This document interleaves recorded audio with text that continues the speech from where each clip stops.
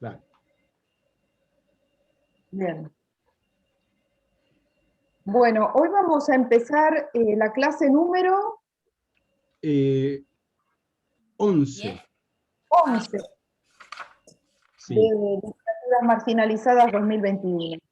Bueno, y vamos a empezar con la unidad 5 y última del programa, que se titula El humor en los medios de comunicación.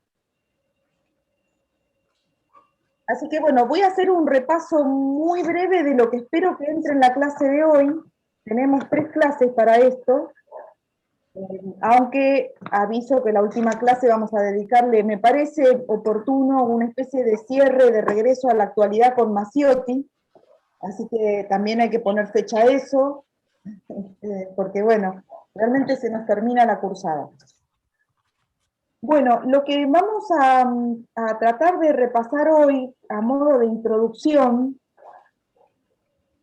al corazón de la unidad que trata sobre el humor en los medios de comunicación, no cualquier tipo de humor, sino el que está ligado o se produce desde o pasa por los medios de comunicación. Pero antes vamos a enumerar algunos puntos del programa. En primer lugar voy a desordenar un poco, pero me parece que para la exposición va a ser más fácil. El orden de hoy pensaba hacer desde el punto 5.3, arrancar con algunas aproximaciones teóricas y metodológicas al humor o al trabajo con el humor. Después vamos a ver algo que es una presentación muy general en relación con 5.1, el lugar del humor en el sistema cultural argentino, las variables descriptivas para una aproximación histórica institucional. El punto 5.2, el primer mapa de la producción humorística nacional, y después vamos a pasar por el artículo de Pablo de Santis, que es una bibliografía que tenemos incluida en la unidad, y vamos a hacer una mención del diccionario de Ana Flores, y después vamos a entrar con puntos 5.4 y 5.5. ¿Sí? Esto es más que nada para empezar a condensar el tratamiento de los temas de la unidad 5. Así que bueno, vamos a empezar por lo que aparentemente es más arduo, pero me parece una aclaración pertinente, especialmente porque tiene que ver con un mínimo asomarnos a una conceptualización que siempre es una conceptualización bastante, diría yo, universal, difícil de circunscribir a discusiones académicas de literatura, sino que abarca cualquier tipo de estudios de las ciencias humanas, incluso de las ciencias médicas, que es el humor, ¿no? Hablar de humor siempre es terriblemente general, y sin embargo no podemos dejar de ponernos en ese paraguas, ¿no? Porque la verdad es que el humor es muy complicado para sistematizar con una definición precisa o válida, porque es un fenómeno muy amplio, terriblemente amplio, ¿no? Y además tiene dos características, y es que es ubicuo, o sea, lo encontramos en cualquier tipo de manifestación humana, y además es liminal entre la vida y la literatura, ¿no? Y entre distintas artes, ¿no? Es un fenómeno que a pesar de digamos, de la variedad de la categoría, que es amplísima, siempre de alguna manera nos remite a una experiencia incluso de vida, aunque no sea literaria, ¿no? Todos hemos experimentado el humor o hemos intentado producir, ¿no? El humor. Así que quería pasar por lo menos un segundo por este lugar, y además porque hay una bibliografía que al menos les quería comentar para dónde los puede llevar, que es la de Scarpí. Bueno, primera cuestión respecto de este carácter ubicuo del humor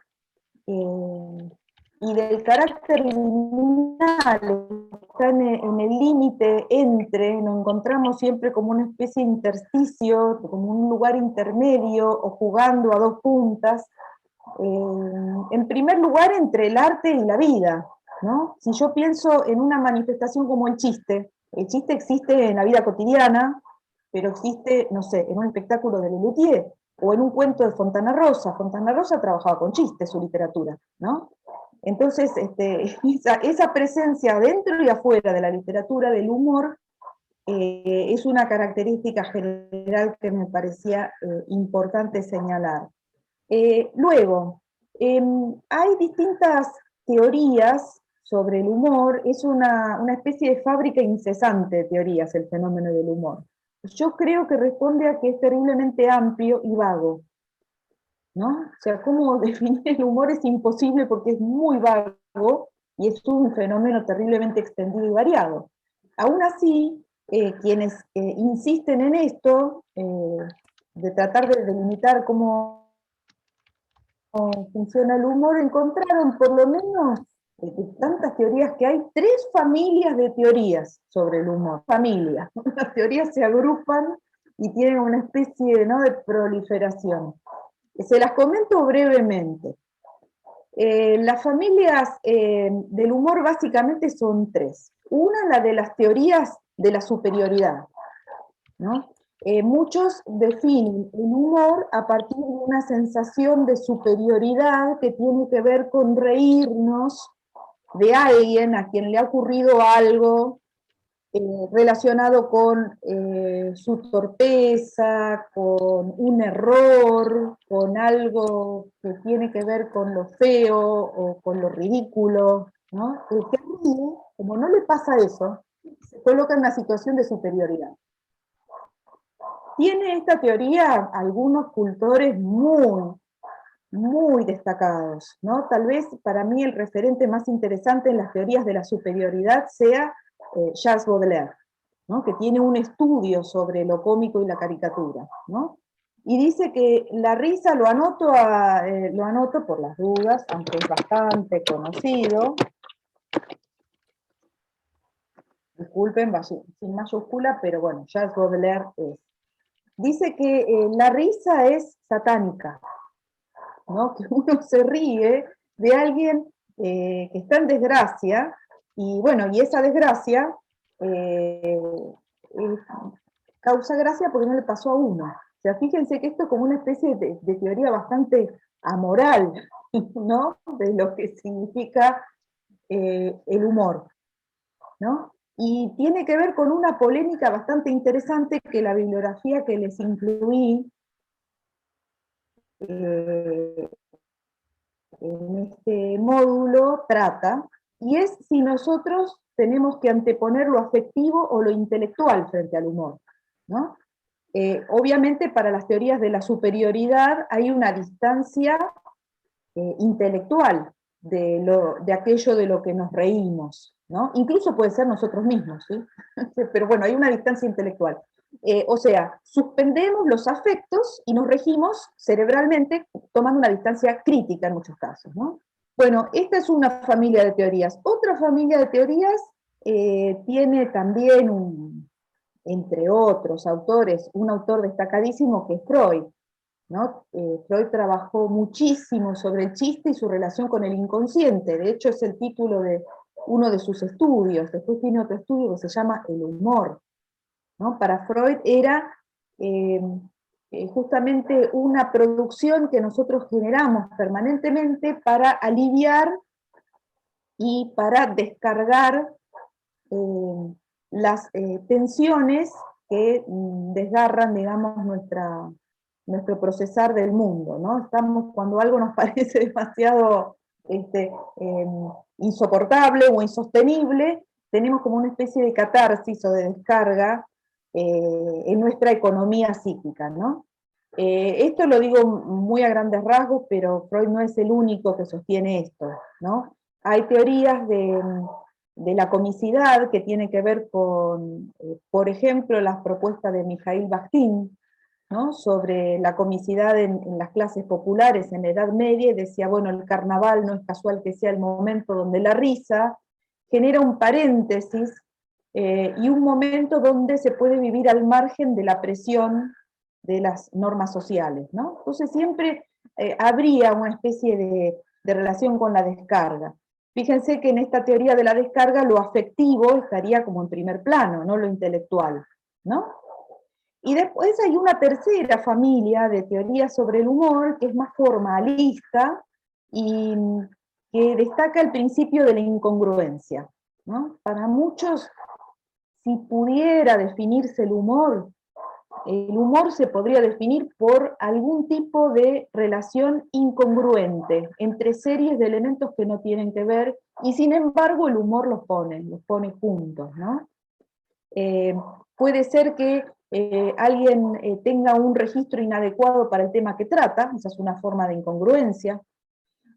Puede ser que haya una incongruencia porque no se comprenden algunas de las reglas de funcionamiento del mundo, porque no se respetan las reglas de género, por ejemplo, bueno, un género de comunicación, bueno, entre otras posibilidades, ¿no? Ahora vamos a ver un ejemplo. Tengo un ejemplo sacado de WhatsApp, para trabajar con algo más contemporáneo. Lo otro que también atraviesa las teorías del humor tiene que ver con la jerarquía. La jerarquía del humor ya como producción estética, o considerado dentro del terreno de las artes, tiene una tradición que se remonta a las primeras, o los primeros eventos o las primeras distribuciones de la institución artística y teatral, ¿no? El humor está ligado a las artes más bajas, ¿no? A lo vulgar, ¿no? Mientras las formas serias están ligadas a lo artísticamente más alto o elevado, ¿no? Eso generó durante mucho tiempo una distinción jerárquica. Pero también el humor en las artes tiene algo muy interesante, y es que resulta una fuerza disruptiva, ¿no? En muchos casos el humor sirve para desarticular todas las estéticas y los géneros que ya están anquilosados, que están automatizados, que ya no tienen ningún poder de innovación. El humor destruye, ¿no? Mediante su reducción al ridículo, muchas de las estructuras artísticas que se quiere criticar y superar también, ¿no? Por eso la vanguardia ha trabajado tanto con el humor, ¿no?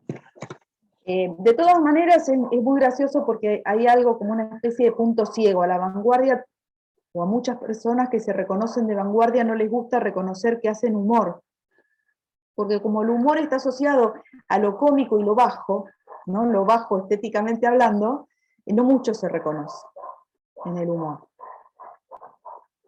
Bueno, básicamente lo que el humor propone también es un tipo muy particular, y esta es una forma de abordarlo metodológicamente. Ya entro en un terreno que a mí me sirve, digamos, para pensar este fenómeno, que es el de la ficción, ¿no? La ficción es una variable interesante para ver cómo funciona el fenómeno humorístico. Y la ficción funciona para el humor tanto en la vida como en el arte, ¿no?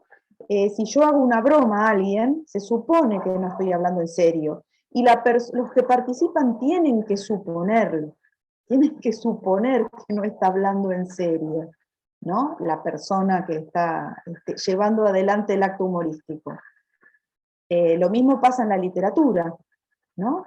Es un fenómeno que tiene un enorme requisito de competencias y además unas fuertes reglas pragmáticas, ¿no? O sea, la ficción está sometida a esas reglas pragmáticas. Tenemos que suponer que el otro no está hablando en serio, ¿no? Y por eso, bueno, forma parte de un tipo de ficción. Si no, habría problemas, ¿no? Eso es una especie de regla obligatoria. Bueno, ¿cómo funciona la ficción? A mí me gusta para trabajar este tema de la ficción humorística como una de las posibles aproximaciones al humor, porque hay de tipo psicoanalítico, de tipo antropológico, bueno, son millones las teorías que andan dando vueltas, pero siempre elijo un estudio que está ubicado a mediados del siglo XX, o sea, es como una especie de estudio promedio entre lo que se hizo después y los estudios pioneros, que es el trabajo de Robert Escarpit, el humor. Es un ensayo largo desde el punto de vista de que se dedica a un único tema, pero no es un librito de tantas páginas, que tienen completo en el módulo de la bibliografía. Lo tienen en la edición castellana, que creo que sigue siendo la única, y es la edición de Udeva, de 1961-62, ¿no? A cargo de, traducida en Buenos Aires por Delfín Leocadio Garaza, que era un viejo crítico literario. Y bueno, yo creo que no se reeditó, todas las ediciones que conozco parten de aquí. Robert Escarpit fue un teórico francés que se ubicaba en la línea de la sociología de la literatura. Así que su análisis también tiene ese componente, ¿no? Fue una especie de antecesor de Bourdieu, ¿no? En la academia francesa. No tan sofisticado teóricamente, ¿no? Porque Bourdieu ya absorbió el estructuralismo, el marxismo, Escarpit es más de a pie, digamos, ¿no? Y lo que hace Escarpit en el humor es trabajar con la palabra y la cosa, ¿no? Divide en su estudio en dos partes. La primera parte es histórica, no nos vamos a detener en esto, pero el término humor supuestamente viene de los fluidos corporales que había descubierto Hipócrates, que después Galeno y Paracelso en el Renacimiento asocian a un balance que tenemos interno que determina formas de humor o caracterologías humanas, ¿no? El melancólico, el cínico, bueno, en fin, ciertas caracterologías vienen de ahí, ¿no? Y los humores son fluidos que tienen que ver con los 4 elementos de la naturaleza, ¿no? El agua, el aire, el fuego, la tierra, ¿sí?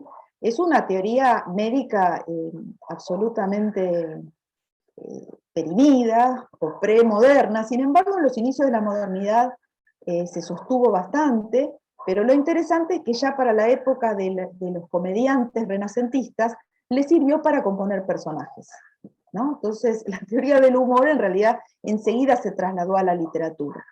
Esto lo cuenta muy amenamente y muy documentadamente Escarpit. O sea, es una historia de cómo el humor fue de las teorías médicas a la literatura, el teatro principalmente, ¿no? Por ejemplo, Hamlet es un melancólico, y estaba concebido desde ese punto de vista, ¿no? Es un humor triste, digamos, ¿no? Bueno, eso por un lado, pero el texto de Escarpit trabaja con el fenómeno del humor y lo analiza. Tomando a otros críticos, Escarpit dice, ¿cómo funciona el humor? Bueno, funciona suspendiendo algunas de las evidencias que rigen nuestro mundo cotidiano. Nosotros nos regimos por evidencias. Claro, son supuestos, ni siquiera los tenemos a flor de conciencia, pero cuando el humor transgrede esas evidencias, allí nos encontramos con justamente la aparición de algo que no es habitual en el mundo cotidiano, ¿no? Y allí es cuando ese mundo cotidiano donde se emplaza el acto humorístico empieza a tener una especie de enrarecimiento, ¿no? Vamos a ver, yo acá voy a empezar a compartir, quiero compartir dos cosas. Uno es un ejemplo del mismo Escarpit. A ver, voy a ver si comparto pantalla con, acá está. Bueno, entiendo que compartí exitosamente. Sí, ¿no? Ay, a ver. Esperen que me amplifique el chat. Bueno, esto que tienen aquí es la página 78 del libro de Escarpit, que obviamente quien lo escaneó tiene una edición que yo les contaba que es del año 60 y es muy amarilla la página. Otra no hay, yo tengo 2 libros en casa, son idénticos, Bueno, y este ejemplo de la suspensión de evidencias, que vamos a ver en la página 78, a mí personalmente me encanta, y representa toda una línea del humor del siglo XX que fue muy influyente, y en la Argentina también, que es la de los españoles. El diálogo que tenemos en la página 78, no sé si lo podré, vamos a encuadrarlo así, a resaltarlo, a ver si se puede. Sí. Uy, esperen que tengo el resaltador manual, o sea que me va a aparecer algo un poco caprichoso. Bueno, ya está. Bueno, lo voy a leer para que veamos cómo funciona esto. Es un diálogo entre un sastre melancólico, dice Harpit, y su cliente. Ya melancólico, ya tenemos un rasgo de caracterología fuera de lo común. La teoría de los humores dice que justamente cuando el balance entre los fluidos del cuerpo no es armónico, puede haber alguna irregularidad del carácter en la persona. Recuerden que estamos a años luz de la psicología moderna, ¿no? Esto de que haya algo fisiológico que genere las pautas de nuestro carácter y nuestra psicología es muy propio de la época. Bueno, entonces, sastre melancólico y el cliente. Bueno, esto es mundo contemporáneo. ¿Cuántas piernas en el pantalón? ¿Cuántas qué? Piernas, para meter las piernas. No sé, me toma usted desprevenido. Siempre me han puesto 2, pero si usted cree que hacen falta más, eso depende de usted. ¿Son pantalones para ponerse o para llevar en un paquete? Para ponerse. Entonces, pondremos 2 piernas por el momento. Si usted desea otras, siempre estaremos a tiempo de agregarlas. Apunte, García. 2 piernas en el pantalón. Las quiere en el pantalón, ¿no es así? En pantalón, claro está. No es tan claro, porque yo, si usted quiere, puedo ponérselas en el chaleco. Bueno, este es el ejemplo, entre otros. Bueno, ¿qué pasó con esto? Voy a dejar de compartir. Bueno, ¿qué pasó con esto? Hay una evidencia suspendida y varias veces se suspende la evidencia, y ahí está la situación humorística. ¿Qué es lo que resulta tan evidente que justamente no hace falta decir? ¿Cómo defino yo pantalón? Es una prenda de vestir que abriga las 2 piernas de una persona, sea hombre o mujer, ¿no? Bueno, este desastre no tiene tan evidente eso que para todos es evidente, ¿no? Allí hay una suspensión de las evidencias, no están rigiendo las evidencias que para nosotros organizan nuestra mirada sobre el mundo, ¿no? Bueno, ¿cuántas piernas tiene el pantalón? Y 2. Bueno, no, 2 no. ¿Por qué 2? Pueden ser 1, pueden ser 8. ¿Quién dijo que son 2 piernas? ¿No? O sea, estas convenciones que damos por sentadas, en el sastre no funcionan para nada. Incluso ni siquiera la idea de que el pantalón sirve para ponérselo, porque uno podría tener un pantalón para adornar la mesa al comedor, para usarlo de cortina. Bueno, ya nos hace preguntarnos, bueno, si era tan obvio, ¿qué es un pantalón? ¿No? Bueno, este es un tipo de evidencia que fíjense que está bastante ligada a lo que después podríamos reconocer como absurdo, ¿no? Bueno, para Scarpit habría varias evidencias que pueden suspenderse, ¿no? Una de las evidencias puede ser la ligada a los juicios sobre el mundo, otras podrían ser evidencias morales, en algunos casos algún tipo de evidencia de juicio cómico, ¿no? Que tiene que ver con esa posibilidad de decir algo trivial en un registro serio, o decir en registro chabacano algo importante, ¿no? El cambio de registro también es una suspensión de evidencia. Bueno, ese es un funcionamiento que para Scarpit nos pone en una especie de mundo de ficción, porque al suspender las evidencias, por un momento pareciera que el mundo no funciona como funciona habitualmente, ¿no? Así que bueno, por ese lado, creo que con Scarpit tenemos una elegante forma de abordar el humor como ficción. tiene, bueno, por supuesto, un ejemplo maravilloso que no podemos trabajar aquí por una cuestión de tiempo, y es un texto de Jonathan Swift, que es una pieza maestra del humor negro, que es La modesta proposición, un texto del año 1726. Allí la suspensión de la evidencia o la suspensión del juicio moral es muy clara, porque en el humor negro aparecen, digamos, en versión alternativa a la moral corriente, cuestiones relativas a la muerte, al respeto a la vida. Aquí hay un caso de antropofagia en La modesta proposición, que está trabajado con una absoluta normalidad, ¿no? Les voy a pedir que, bueno, de recomendar a Joana y a Maite que cuando puedan descargarlo lo lean, porque es una pieza genial. eh, que justamente tiene el formato de un proyecto de ley para evitar que los pobres en Irlanda sigan multiplicándose. Irlanda está muy sometido a Inglaterra, y bueno, la solución para evitar la pobreza en Irlanda es ver si, ya que hay tantos chicos mendigos, no podría disponerse esos chicos mendigos, ¿no?, para que sean carne comestible. Bueno, y de esa manera ya está, se elimina la pobreza. Bueno, Maite va a decir algo porque está con Sí, el... lo leímos en el profesorado, lo leímos. Bien, bien. Es un poco fuerte, pero está muy bueno, sí, me acuerdo. Bien, porque bueno, allí ¿qué evidencia se suspende?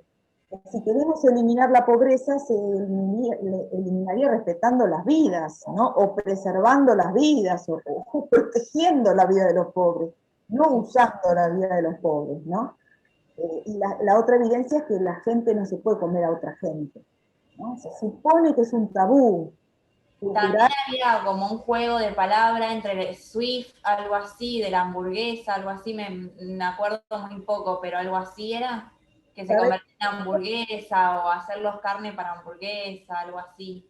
Eso debe haber sido una versión que pueden haber leído posterior, porque en 1726 no Ah, creo que la familia Swift haya fundado la fábrica de hamburguesas, pero bueno, pero sí, hay muchas versiones sobre esto. Hay una obra de teatro, hay parodias, hay mucho. Pero ¿a dónde lleva Scarpita este texto? Dice, bueno, aquí hay algo fundamental para el contrato de ficción humorística. Yo debo suponer que quien habla en el texto, y por extensión el autor, no está hablando en serio. O sea, si no, no funciona. Como humor, ¿no? De todas maneras, hay personas que creen que a la gente pobre, como dicen algunos en el barrio, a los negros habría que matarlos desde que nacen. Hay gente que piensa eso. Pero esto no significa que no lleve a cabo, ¿no? Este es un proyecto para llevarlo a cabo, y se supone que sí, no está hablando en serio. Si no, yo no puedo leer ese texto. Entonces, si yo me indigno demasiado con Swift, quiere decir que no estoy siguiendo las reglas de la ficción humorística, ¿no? Ese sería digamos, el punto, ¿no? Por eso Swift lo trabaja, y por eso hay tantos inconvenientes en la circulación de ciertos tipos de humor, aún en la actualidad, ¿no? Porque el humor negro necesita hacer visible que es ficción, porque si no, no, digamos, no puede ser aceptado socialmente, ¿no? Bueno, hay algo que ahora les voy a mostrar, que también tiene que ver, un ejemplo que lo saco de... Quiero mostrarles esto porque toda la familia de los memes y de las producciones que están hechas para circular y viralizarse, suelen tener un humor bastante visceral, especialmente porque son anónimos, ¿no? Eso genera muchas facilidades, especialmente porque hay algo que atraviesa a la producción del humor en los medios, que es la censura, ¿no? O sea, estamos ante contenidos que pueden ser considerados terriblemente incorrectos, ¿no? Que es justamente parte de lo que la ficción humorística permite traficar, digamos, permite traficar lo que sería incorrecto en condiciones serias de comunicación. El humor permite que lo trabajemos eh, bajo la órbita de la ficción. Lo que pasa es que, bueno, la ficción humorística, en el caso del humor negro, puede ser inaceptable. aún como ficción, ¿no? Bueno, les voy a compartir un videíto de TikTok. Circuló hace poco, así que tal vez les llegó a ustedes a su WhatsApp. A mí me pareció un ejemplo interesante para ver dónde está puesto el acento del humorístico, porque a pesar de que son burdos los videos de TikTok, desde el punto de vista de la propuesta, suelen ser complejos, especialmente porque suelen armar un collage o un montaje de elementos diversos, y eso es muy habitual en los materiales de cortapega, ¿no? Así que vamos a ver esto, y si lo vieron, bueno, y si no, bueno, lo conversaremos a partir de lo que vean. Primero voy a compartir. Vamos, siempre trabajo en orden inverso. Bueno, aquí tenemos, no creo que lo pueda amplificar, pero ¿se ve bien? Sí, se ve bien. Bueno, identifican a la chica. Sí, es. Bueno, ahí vamos. ¿Lo vieron a este? No, me parece que no. Bueno, ahí va. Indudablemente, los chicos son los adultos del futuro. Como yo siempre digo en mis conferencias, incluso lo he publicado en uno de mis libros, digo lo siguiente: los que hoy son niños, mañana serán hombres.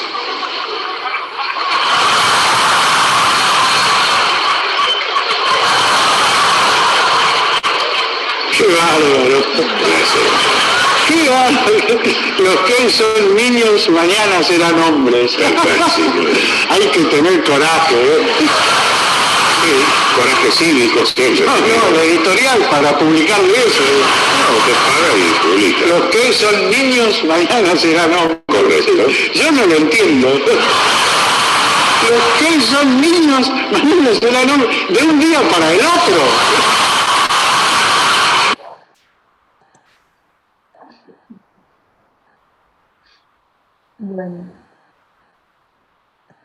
Bueno, cerré la pantalla y se fue el compartir pantalla. Qué bueno, dos en uno. Bueno, este caso funciona diferente si yo pongo solamente Lelutier. Aquí hay un trabajo interesante porque se está haciendo un paralelo, evidentemente, ¿no? Entre la modelo que es conductora de programas, ¿no? La nieta de Mirta Legrand, y un sketch, ¿no? Supuestamente las dos partes tienen algo que ver. Bueno, el enlace, los que encontraron el enlace que es casi una intertextualidad, ¿no? Bueno, a mí lo que me causaba gracia es que bueno, a mí me llegó, bueno, y la coincidencia, bueno, me hizo reír mucho, especialmente algo que funciona en relación con una figura pública, ¿no? De la que uno tal vez tiene ganas de reírse o tiene algún tipo de afecto, ¿no? Negativo en este caso, ¿no? Entonces se corrobora que esta chica que conduce es mejor como modelo que como conductora, porque así no habla y no dice estas obviedades, ¿no? Pero cuando lo hice circular en algunos grupos alternativos, lo reenvié, la reacción era frente al sketch de Lelutier.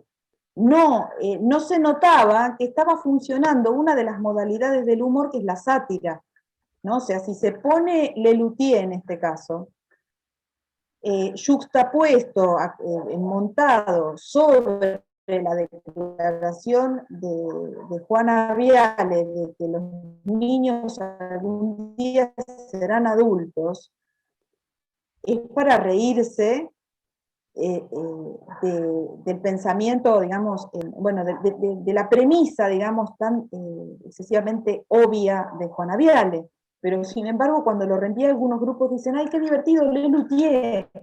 Y bueno, y la finalidad de este video no es reírnos con Lelutier, ¿no? Sino, bueno, más allá de que sí nos reímos con Lelutier, pero está siendo utilizado el video de Lelutier para hacer un ataque satírico, o sea, de hacer caer en ridículo la declaración de Juana Viale, tal vez descontextualizada de una forma tal que, bueno, ya allí hay una especie de búsqueda de injuria, ¿no? Tal vez ella en algún contexto le vale esta frase, ¿no? Sacada realmente es ridiculizable, ¿no? Es de una falta de vuelo, en fin, bueno, totalmente descalificada, ¿no? Se la descalifica con una ficción humorística, ¿no? En esa ficción humorística, bueno, lo que aparece justamente es también una especie de burla sobre esta suspensión de la evidencia. Esta frase está trabajando muy abiertamente con una suspensión de la evidencia. Eso es lo que nos causa gracia. ¿Cómo vamos a afirmar como novedad, o simplemente detenernos a pensar que allí hay una especie de descubrimiento? Sí, ya sabemos que la evolución biológica de la raza humana va de la infancia a la madurez, ¿no? Donde está la novedad, ¿no? Bueno, en Lelutier se trabaja con un diálogo que tiene varias idas y vueltas sobre la suspensión de la evidencia, porque hay un personaje que hacía Marcos Munstock, que es el más cerebral, el más intelectual, mientras que Rabinovich siempre hacía como una especie de interlocutor medio tonto, ¿no? Como una pareja del tonto y del inteligente, ¿no? Y la primera frase interrumpida, ¿no? ¿Cómo tuvo tanto coraje? Le dice a Munstock, se resuelve con una desambiguación después, ¿no? De tanto coraje, bueno, para publicar eso. Entonces Munstock vuelve con la evidencia y dice, no, yo pagué la edición, esto no me lo puede publicar nadie. Yo pagué y pagando te publican cualquier cosa, ¿no? Y bueno, y después la vuelta de tuerca final, suspendiendo nuevamente la evidencia, y pregunta, bueno, ¿qué quiere decir la frase? Porque no la entiendo, ¿no? Cuando es una de las evidencias más rotundas que puede haber. Bueno, este es un ejemplo que a mí, bueno, de los muchos que se pueden capturar, ¿no? A mí me interesó muchísimo por el trabajo de montaje y de la diversidad que tiene, ¿no? Cuando se trabajan los procedimientos artísticos del humor, hay algunos que tienen que ver ya sencillamente con el dispositivo en el que se transmite el humor, ¿no? El medio y el soporte en los que viaja el humor, ¿no? Por ejemplo, no sé, pensaba en la pragmática que vamos a ver que es diferente Nini Marshall para la radio o Nini Marshall para el cine o para el teatro, ¿no? Hay algo en el medio y en el dispositivo de transmisión de lo humorístico que ya es fuente de análisis. Otra fuente de análisis o otro nivel de análisis del humor tiene que ver con lo compositivo, ¿no? Si hay elementos que estructuran, por ejemplo, en el nivel de la sátira, el de la parodia o el de la ironía, el discurso humorístico, ¿no? Eso también lo podemos ver a nivel compositivo, ¿no? Y después otro componente interesante ya son modos estéticos, ¿no? El humor negro trabaja de una manera, el absurdo de otra, o el grotesco es una forma artística menos humorístico. El costumbrismo puede ser humorístico, o sea, hay muchas estéticas que incluyen el humor como uno de sus procedimientos estructurantes. Así que bueno, ese es un punto al que podemos llegar para trabajar el humor. Bueno, y allí entonces el rescate de Scarpit entre muchísimas otras teorías del humor. No sé, Maite, cuando lo trabajaron ustedes en el profesorado, tal vez vieron la teoría de Henri Bergson. Me parece que no estábamos trabajando el humor, sino que estábamos trabajando otra cosa, no sé si era la ironía o algo así, porque no recuerdo haber trabajado específicamente esto del humor, pero sí recuerdo Bien. el texto. Bueno, va a estar bueno entonces para vos revisar Scarpit, porque Scarpit analiza el texto de Swift. Sí, después lo voy a releer porque me había gustado en ese momento y me había parecido novedoso también, por la época en la que se había escrito. Sí, sí, teniendo en cuenta además de que Swift fue mal interpretado, ¿no? El humor corre el riesgo de ser mal interpretado, y la figura del humorista también, ¿no? El humor en muchos casos puede ser ambivalente, y eso está muy complicado para algunas zonas de producción del humor, donde la exposición pública del humorista puede ser complicada, o se puede complicar en la vida, digamos, ¿no? Eso tiene que ver con, bueno, con la capacidad de libertad de expresión y demás que haya en determinadas coyunturas, ¿no?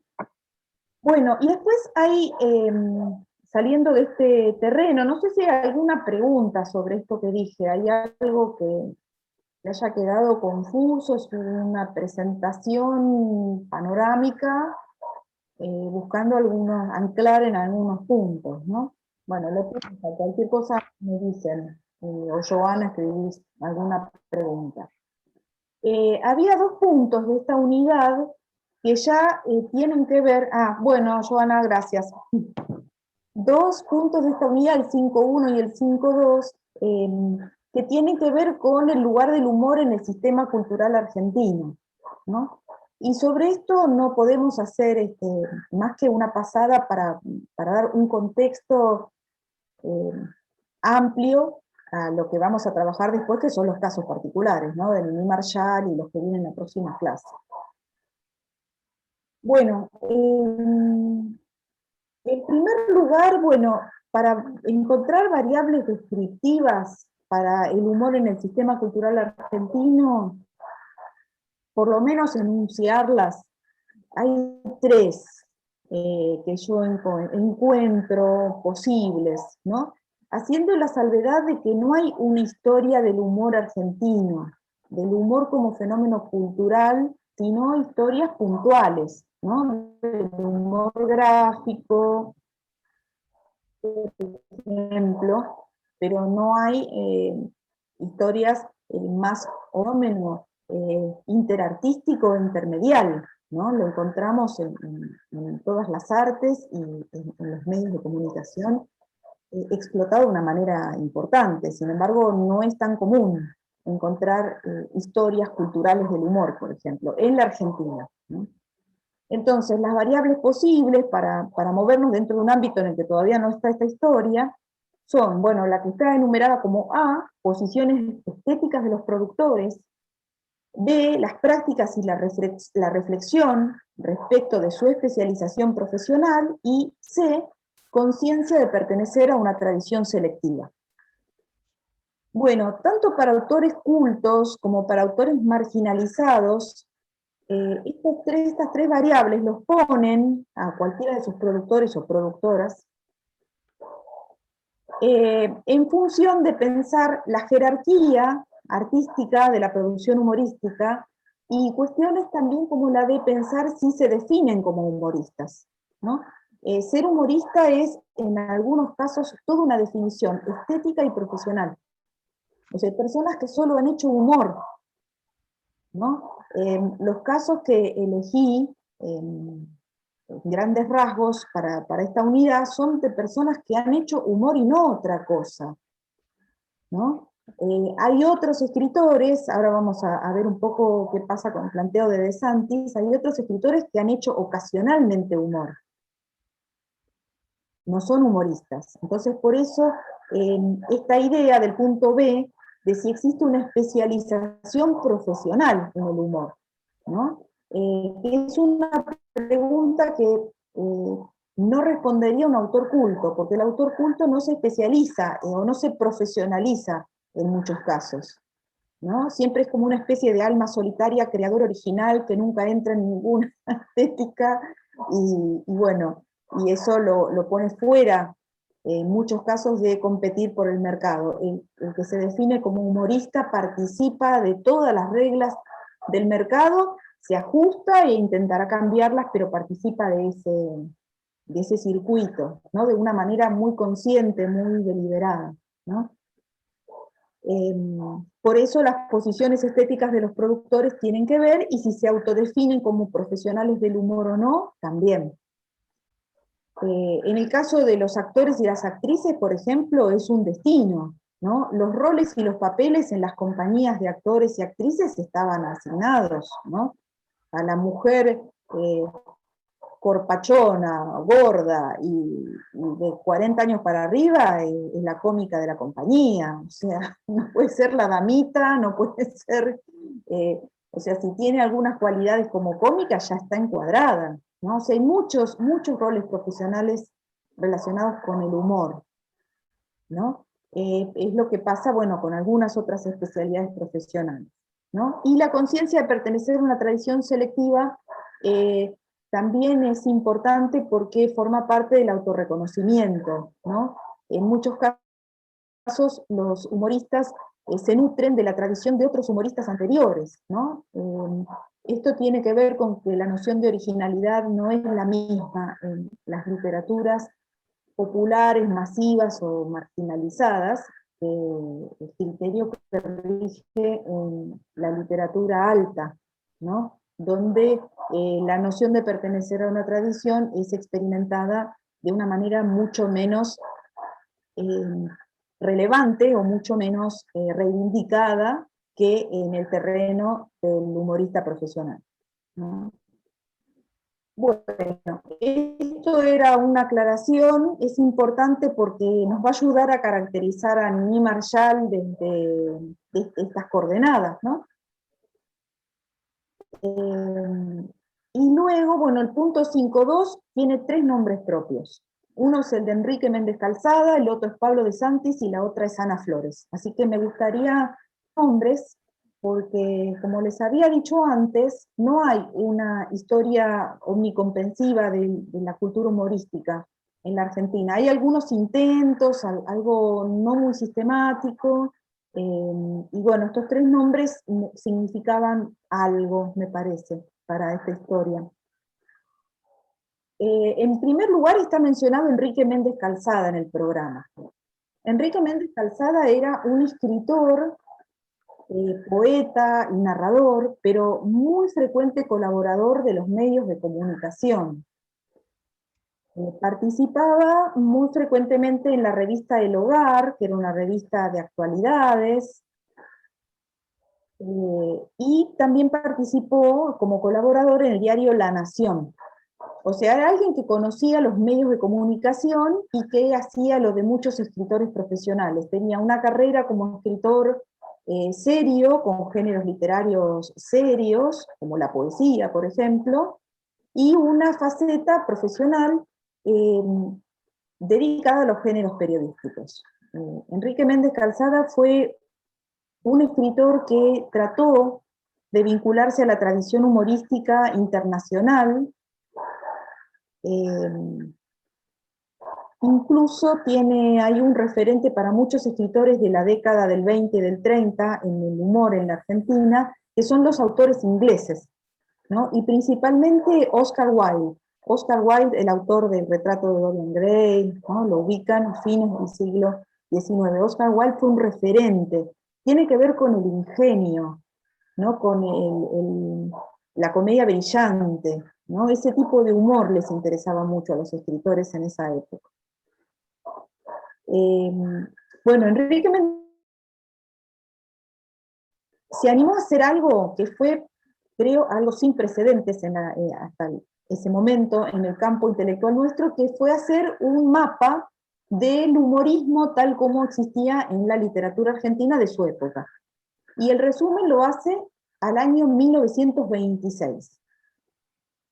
Se va a publicar este artículo en una revista cultural llamada Nosotros, que es una revista cultural muy importante en esa década, y es el primer recuento de quiénes eran los autores que se dedicaban al humor en nuestro campo intelectual.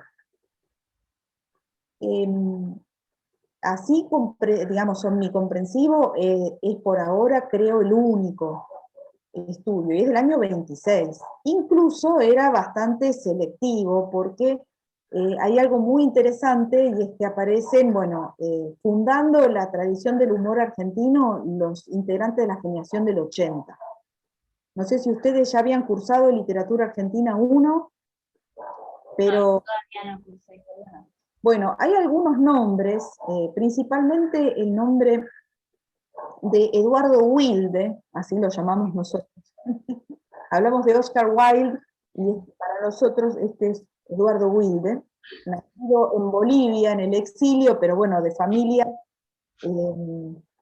obviamente de origen anglosajón, pero radicados en la Argentina desde 2 generaciones antes.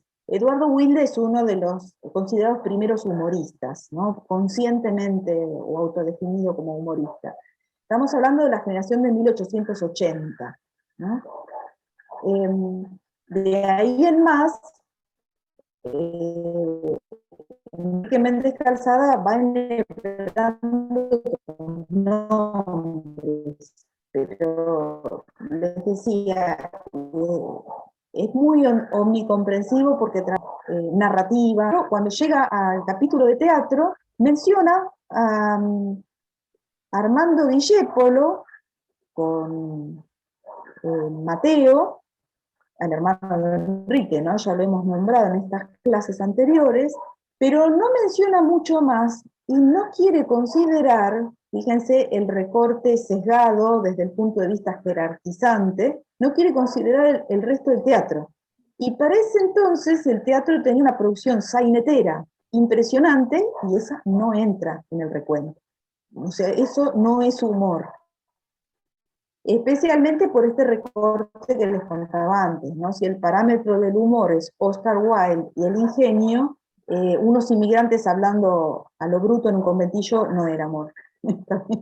Bueno, por eso aparece esta convención jerarquizante también, que es muy difícil de resolver, de la diferencia entre lo cómico y lo humorístico. Entonces a veces se dice humorista, está trazando una especie de barrera de distinción jerarquizante para los que son simplemente cómicos, ¿no?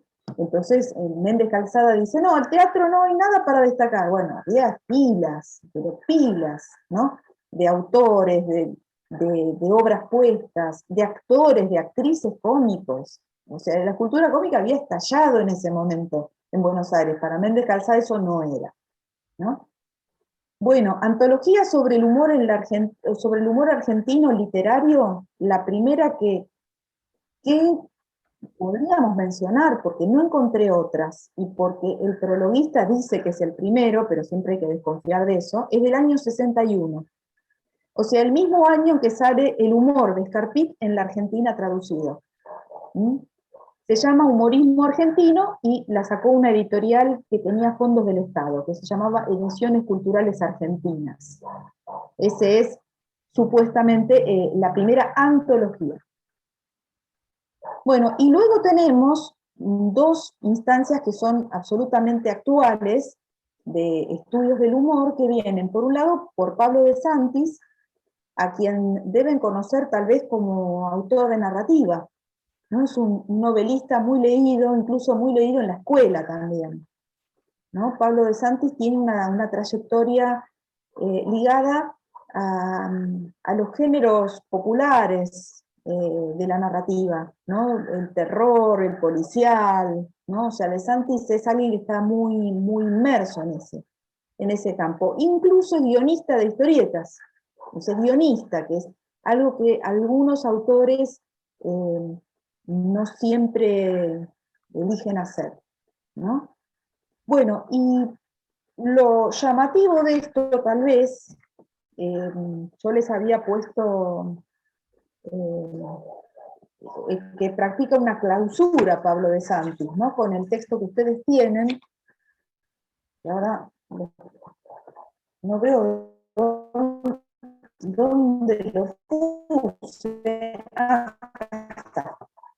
Tengo unas pilas de textos acá.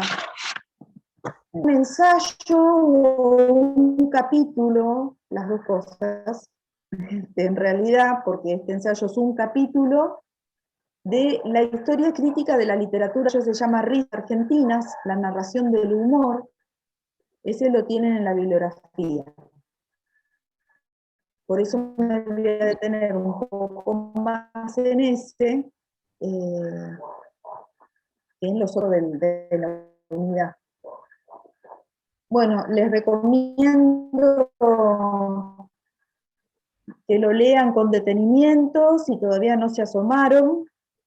Creo que va a articular bastante lo que vamos a decir hoy, y también lo que vamos a decir la próxima clase, porque se dedica mucho a César Bruto, muchísimo.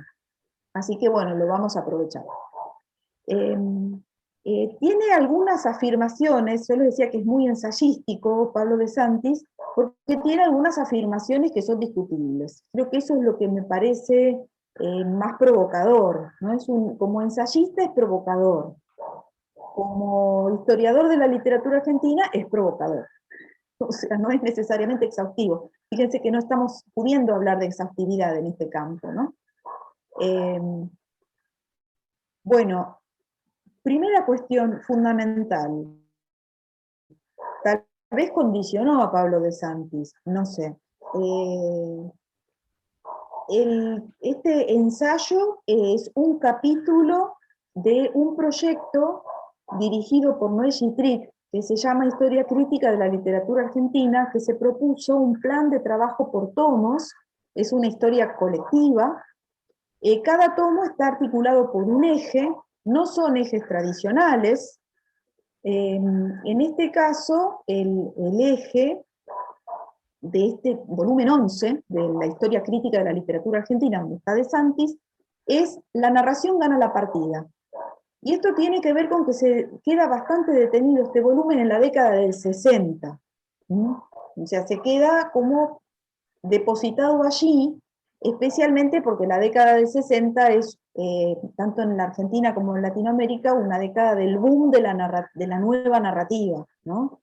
En Latinoamérica es el gran boom, con los grandes autores de proyección internacional de las estéticas del realismo mágico, etc. Bueno, entonces es como un eje que atraviesa. Hay otro volumen dedicado al realismo, bueno, distintas particularidades. Después hay un volumen dedicado a Macedonio Fernández, o sea que es un criterio totalmente arbitrario, porque algunos volúmenes están atravesados por problemáticas, otros por autores.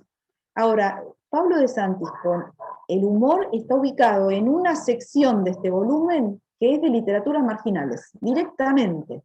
Está puesto ahí. Y está puesto al lado de la literatura infantil y de la ciencia ficción.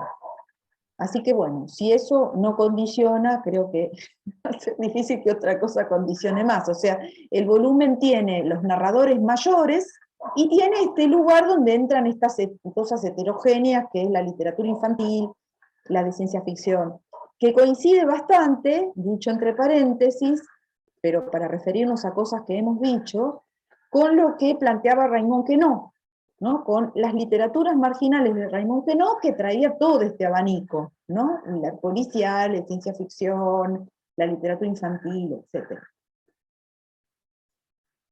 Bueno, con este destino de marginalidad, Pablo de Santis es bastante, bueno, y aquí hay una cuestión afectiva que me parece que le pone, ¿no? Nosotros hemos hablado siempre de literaturas marginalizadas, suponiendo que quienes se refieren a ella o las estudian, las aprueban, o las admiran, las consideran dignas de pertenecer a un objeto de estudio, si no, no. Me acuerdo que una vez Beatriz Arlo, en las épocas que era académica más que nada, había dado un seminario que se llamó Culturas Populares, que lo hice, la verdad, con mucha alegría, con un poco de miedo, porque Beatriz Arlo tenía esa cosa de... Pero una cosa que deslizó al pasar es que, bueno, si uno va a estudiar literaturas populares, tiene que quererlas, o sea, tiene que tener un aprecio por eso, si no, ¿para qué? Fíjense que es una premisa, parece obvia, pero leyendo de Santis uno diría, no sabemos si el tono de desprecio que atraviesa el ensayo es porque es como una especie de denuncia, o realmente no le tiene aprecio, ¿no? Es raro, digo, es una experiencia interesante de lectura este artículo por ese motivo, ¿no? Es como una especie de minimización, ¿no? Por ejemplo, comienza diciendo, la literatura de humor es instantánea, ¿no? El humor escrito está demasiado ligado a la reacción del lector, ¿no? Dice, por eso sirve para ese efímero y bueno, a corto plazo le sirve al periodismo, y solo a largo plazo a la literatura.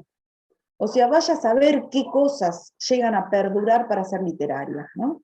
Fíjense que ya el estatuto de lo literario se lo retasea, ¿no? Luego va a decir que también, además, son textos fragmentarios, ¿no? Está el cuento corto, o el cuento en general, son más vale cuentistas, los humoristas, como si no hubiera novelas humorísticas, por ejemplo, ¿no? O teatro humorístico. Eso, como el volumen está dedicado a la narrativa, de Santi Safo, porque no tiene que hablar de otros géneros, ¿no? Habla de la narrativa. Y bueno, es una narrativa menor por donde se la mire, ¿no? Menor por la extensión, y menor porque no llega, está como dependiendo de la coyuntura.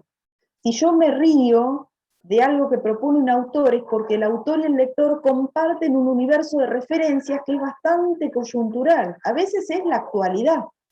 Entonces el humor aparece como algo que tiene una rápida obsolescencia, ¿no? O sea, ya con estas pautas, ya uno dice, bueno, listo, dejemos que se pierda, ¿no? ¿Cómo lo rescatamos? ¿Qué hacemos con eso, no?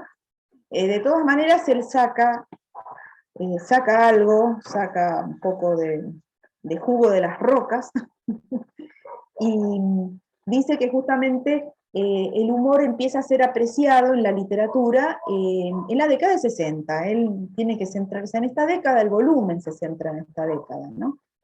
Como una década de explosión y de modernización en la literatura argentina, ¿no? Eso se ve, ¿dónde se ve? En la literatura alta, ¿no? Se ve en el retorno de las vanguardias o neovanguardias, en los experimentalismos narrativos. Bueno, entonces el humor entra de otra manera, ¿no? Por eso el recorrido que hace empieza recuperando algunas figuras importantes para la historia del humor argentino, pero que son valoradas en los 60, ¿no? Y la figura que destaca es César Bruto. Nosotros vamos a trabajar con la obra de Warnes y sus dibujos la próxima clase, entonces esto lo voy a saltear.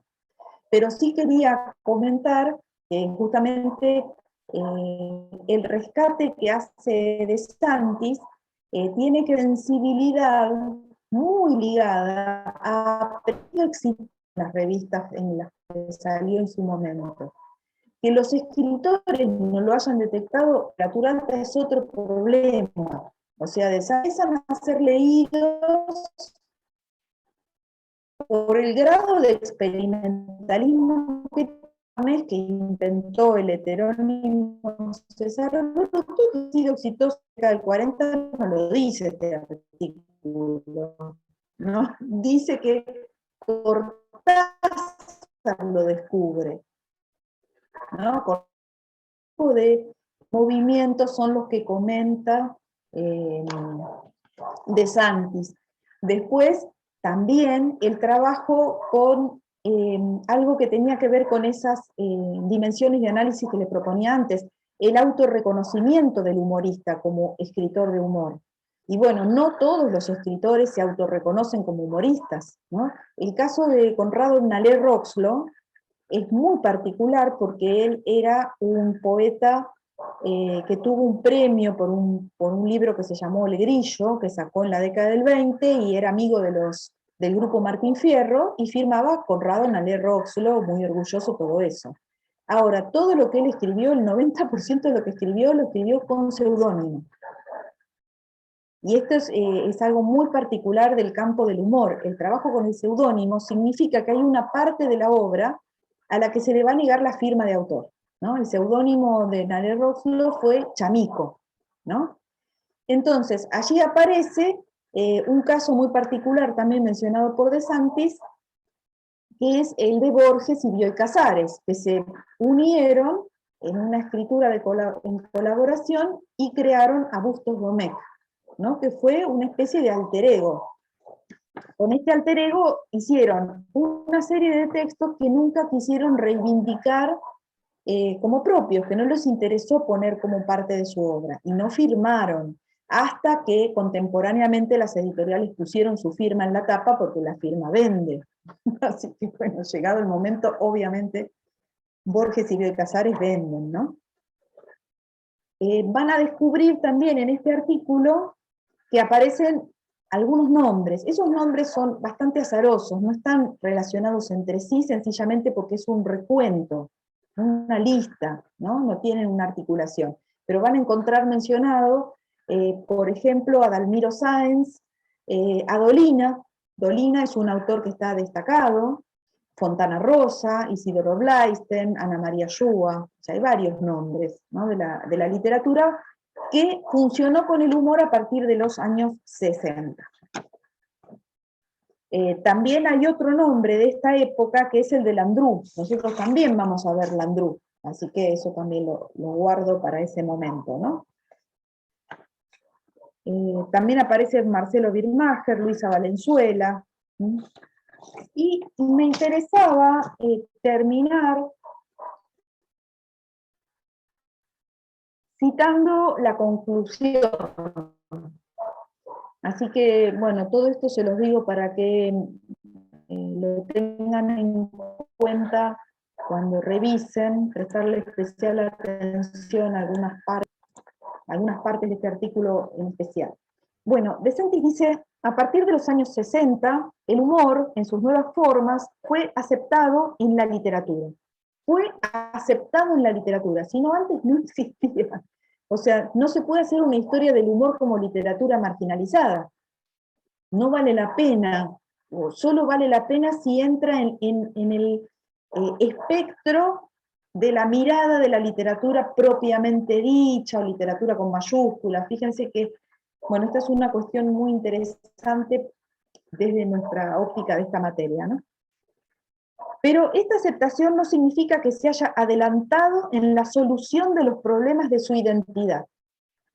Desde una idea muy consolidada de la literatura se puede decir que se le ha dado permiso para entrar, pero más por la fuerza de las cosas que por una mayor comprensión de los procesos de interacción discursiva que recorren la literatura y la hacen cambiar.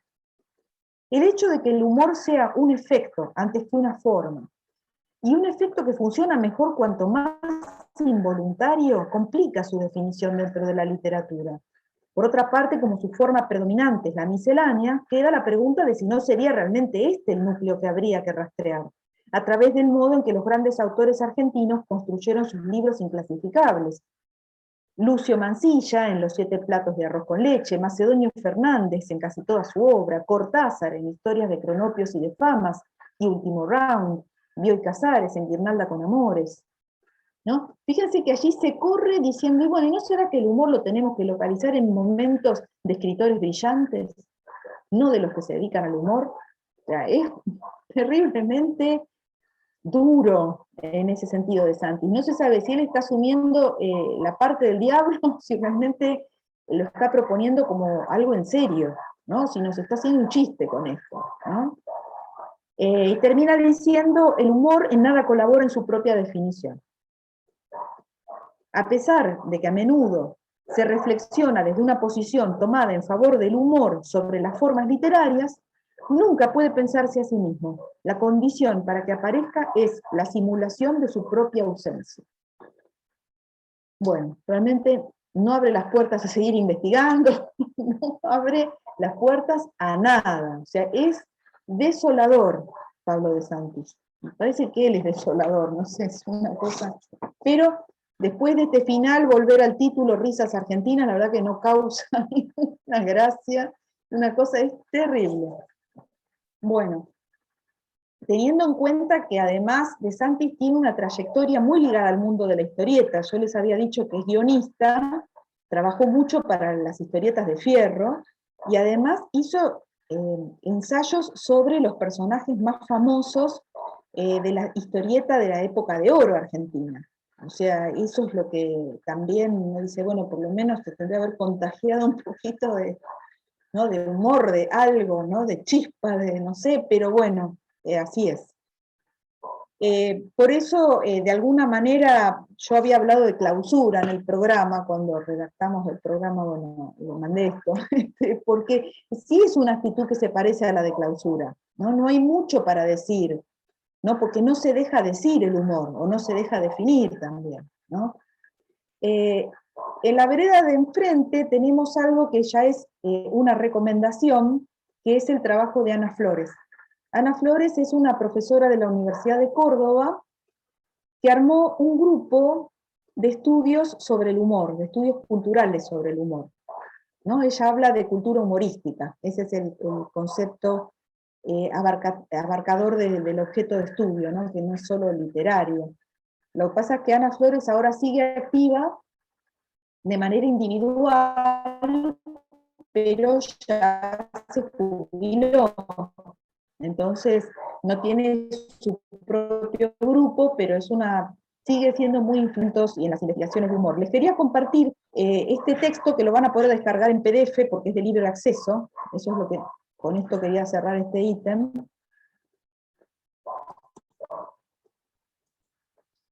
Y para eso voy a moverme de Scarpit a esto, que es el Diccionario Crítico de Términos del Humor y Breve Enciclopedia de la Cultura Humorística Argentina.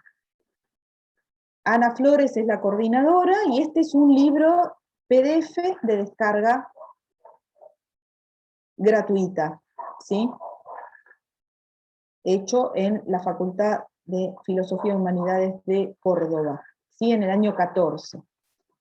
Así que bueno, esta es una recomendación. ¿Por qué motivo? Más allá de la calidad del trabajo. Porque en realidad es un diccionario de términos, o sea, es un glosario. Y es un logro teórico también de los investigadores argentinos. Fíjense que acá tiene los términos del humor. El absurdo, burla, burlesco, caricatura, chiste, lo cómico, dibujo animado, farsa, gag, humor, humor gráfico, ironía, sátira. O sea, me parece que es una herramienta de consulta que les va a resultar muy útil. Y después intentó trabajar con una breve enciclopedia de la cultura humorística argentina, o sea, vuelve a un trabajo más historiográfico, ¿no?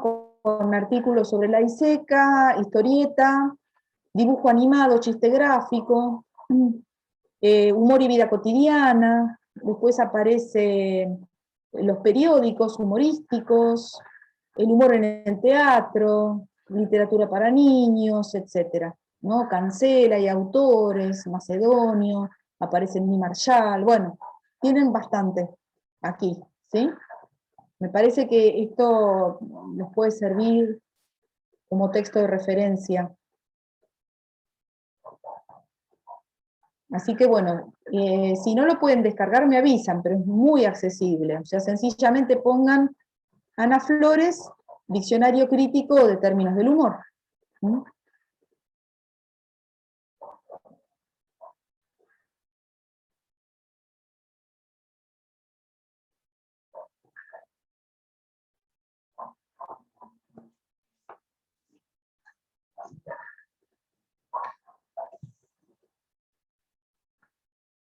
Bueno, ¿está bien? ¿Ya puedo salir?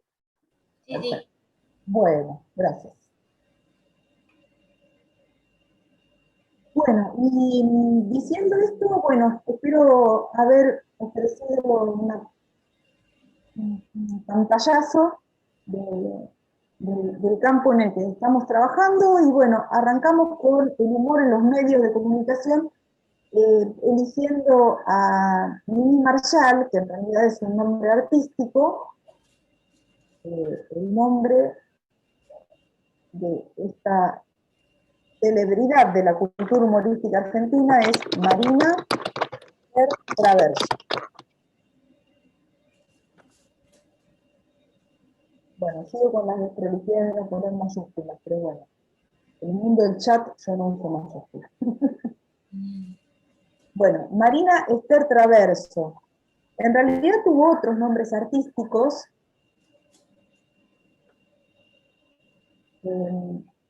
Firmaba Mitzi, también en una época fue Yvonne Darcy. Todos nombres que tienen que ver con distintas opciones profesionales, ¿no? Como Mitzi firmaba críticas de espectáculos en la revista Sintonía. La revista Sintonía fue una de las primeras revistas dedicadas al mundo del espectáculo. Nosotros creo que estamos muy acostumbrados a ver revistas dedicadas al mundo del espectáculo, pero hasta que no creció la oferta audiovisual y musical, no había mucho mundo del espectáculo. Estamos hablando de publicaciones que acompañaron la masificación de esos medios de comunicación, ¿no? Lili Marshall había nacido en 1903, o sea que cuando ella llegó a una etapa de su vida adulta y había elegido también ver si se ganaba la vida, ¿no? Porque había tenido, bueno, se había separado y tenía unas vicisitudes, digamos, personales, comenzó escribiendo críticas y comentarios del mundo del espectáculo. También había actuado como cantante, por eso ese nombre, Yvonne Darcy. Pero bueno, lo que fue su descubrimiento o autodescubrimiento artístico fue hacer el humor con su persona, ¿no? Y en este sentido, Mimi fue quien pudo también reunir en su persona el rol de libretista y de actriz, ¿no? Esto es interesante también, ¿no? Por eso, desde hace unos cuantos años se han podido desgravar buena parte de sus presentaciones, especialmente en la radio, ¿sí? Fue una actriz y guionista del humor radial, y después pasó al cine, ¿no? Y ahí ya tuvo que desplegar otras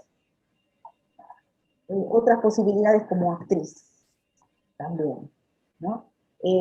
Lo interesante es que la creación de sus personajes humorísticos tiene un momento muy importante de primer éxito en la radio, ¿no? O sea, que trabaja con fundamentalmente con un humor verbal, ¿sí? En principio, después cuando vaya al cine va a tener que poner a jugar otras cosas, ¿no?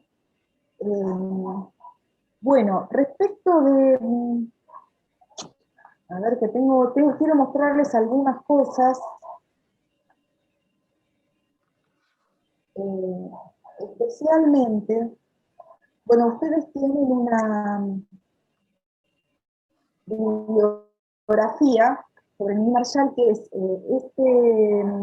de este librito de Alicia Galotti, La risa de la radio, algunos elementos para ver cómo funcionaba el mundo del humor radial, de qué manera el humor atrajo a grandes públicos radiales, ¿no? La audiencia. También hay alguna transcripción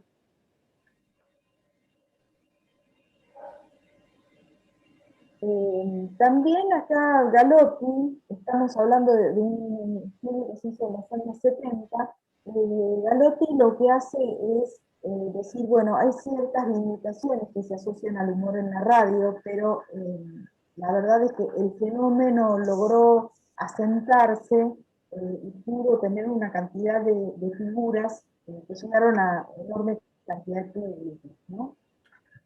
Hay algo también bastante interesante que aparece en el funcionamiento del humor en la radio, así como de muchos programas radiales, pero más que nada el sostenimiento de actores y actrices, es el mecanismo comercial de los auspicios, ¿no? Se ve bastante bien en el libro de Galotti.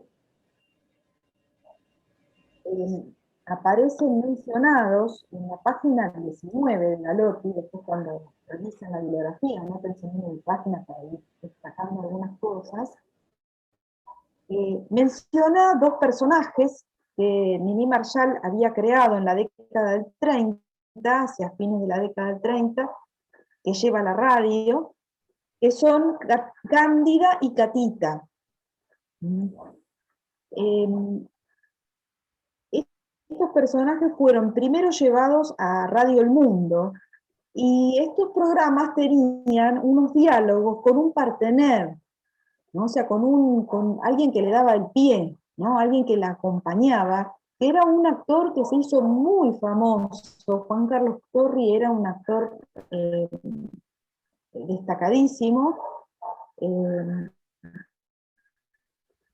y que bueno, formaba parte de las otras idolatrías del Star System, la actriz o la diva, y en este caso también la capocómica, ¿no? Como en el caso de Mimi Marshall. Bueno, aquí aparece el auspiciante, el Yauró era, en un principio, que si no me confundo, a ver, sí, está bien. Estaba viendo los auspiciantes, bueno, después aparece, pero no me quiero mezclar de radios, pero también había estado en radio municipal. Aparece una tienda, La Piedad, que quería patrocinar un personaje de Mimi Marshall. Esto es interesante desde el punto de vista de la conjunción entre el humor y la publicidad. ¿Sí? O sea, hay que tener una autodefinición de humorista para aceptar estas reglas de juego, ¿no? O sea, cierta idea de que hay una posibilidad de crear por encargo, ¿no? Que no es lo habitual tal vez en otros modos de producción artística, pero en el caso de Mimi Marshall es un estímulo, ¿no? El auspiciante paga, financia espacios radiales, ¿no? Y esto, bueno, lo de la tienda La Piedad está bastante relacionado con el personaje de Catita. Y a ver, yo no me quiero, bueno, estamos hablando de la radio, pero no me quiero mudar mucho a Catita todavía porque teníamos a Cándida antes. Así que lo que voy a hacer es arrancar con Cándida para hacerlos escuchar un segmento radial, porque a Mimi Marshall enseguida la asociamos con el cine, pero lo que quería era pasar algún fragmento de los programas de radio para ver cómo funcionaba el partener. Ustedes tienen un capítulo, bueno, una selección, mejor dicho, del libro de Silvina Marcinian, que se llama Lengua, Radio, Humor y Censura. Allí hay transcriptos, porque justamente fueron objeto de estudio lingüístico y discursivo, de los libretos, ¿no? Entonces aparecen transcriptos, los diálogos completos, ¿no? Especialmente en el caso de Catita. Cándida fue un personaje que Mimi Marshall siempre declaró que creó inspirada en un personaje real, que era una persona que trabajaba en la casa, y representa a la inmigrante española, ¿no? Así que por eso lo primero que vamos a escuchar es de Cándida. Antes quería compartir, a ver, estoy en, a ver, compartir pantalla. Les voy a compartir una entrevista que salió en la revista en la que trabajaba Alicia Galotti en la década del 70, que se llamó Satiricón, y que le hizo justamente una entrevista a Mimi Marshall, y ella cuenta cómo surgieron sus personajes. Así que ya que estamos, vamos a leer de ahí. Voy a compartir pantalla.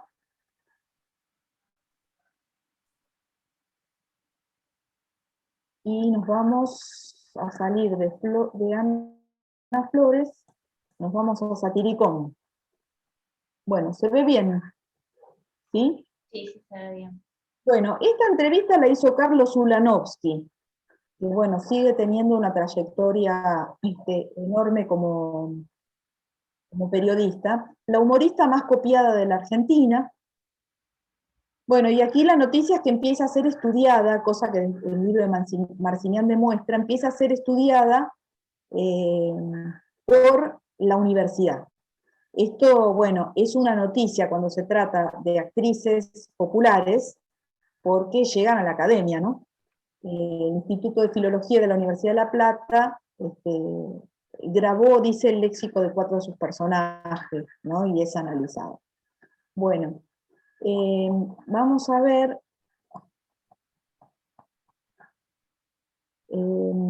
Cándida.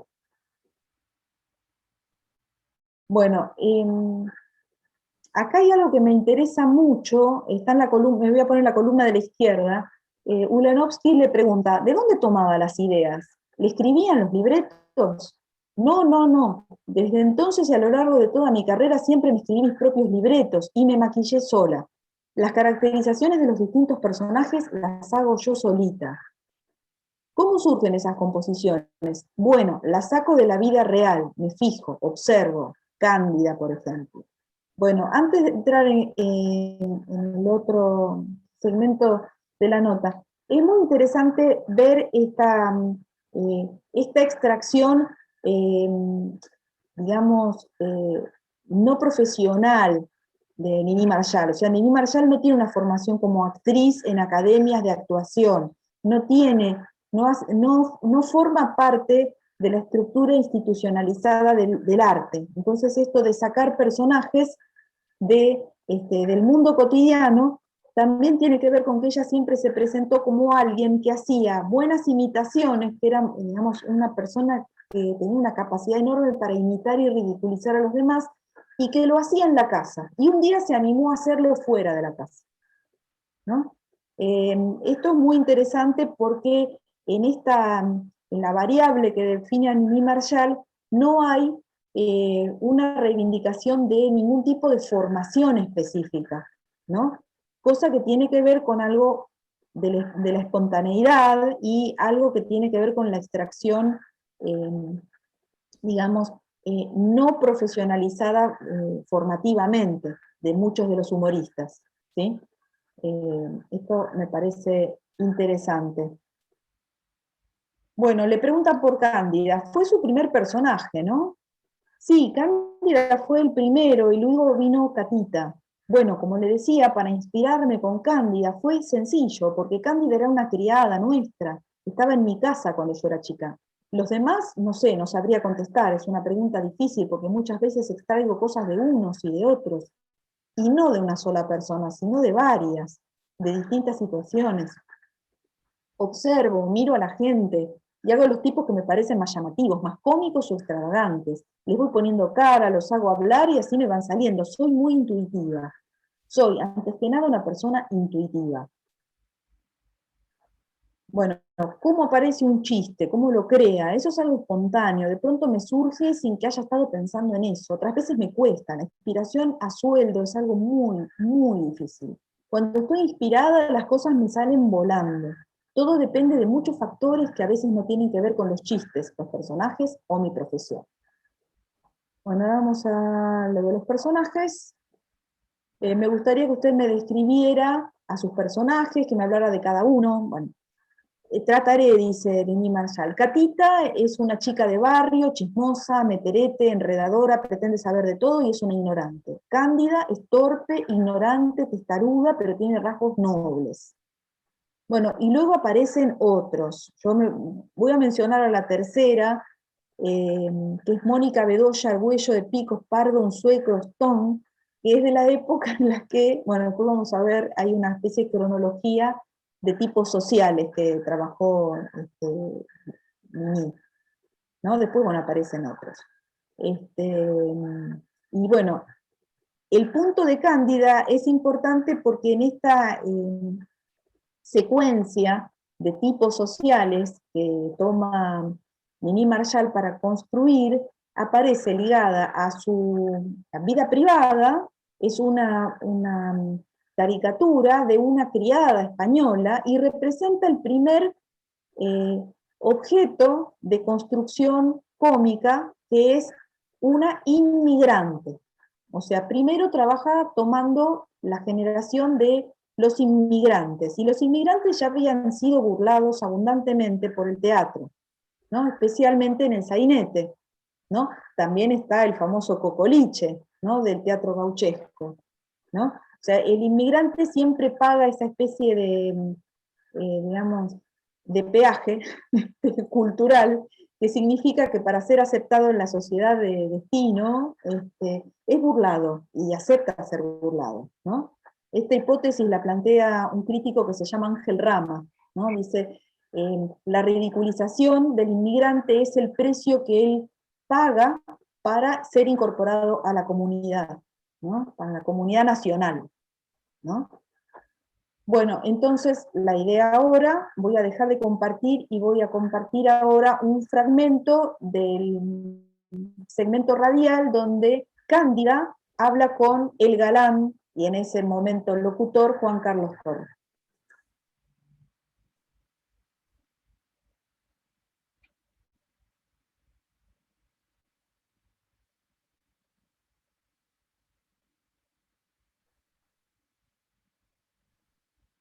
Cándida. Bueno, tiene varias versiones en YouTube. No lo vamos a escuchar todo, pero vamos a ver cómo va organizando la cadena de chistes ligadas a ciertas características idiosincrásicas de Cándida.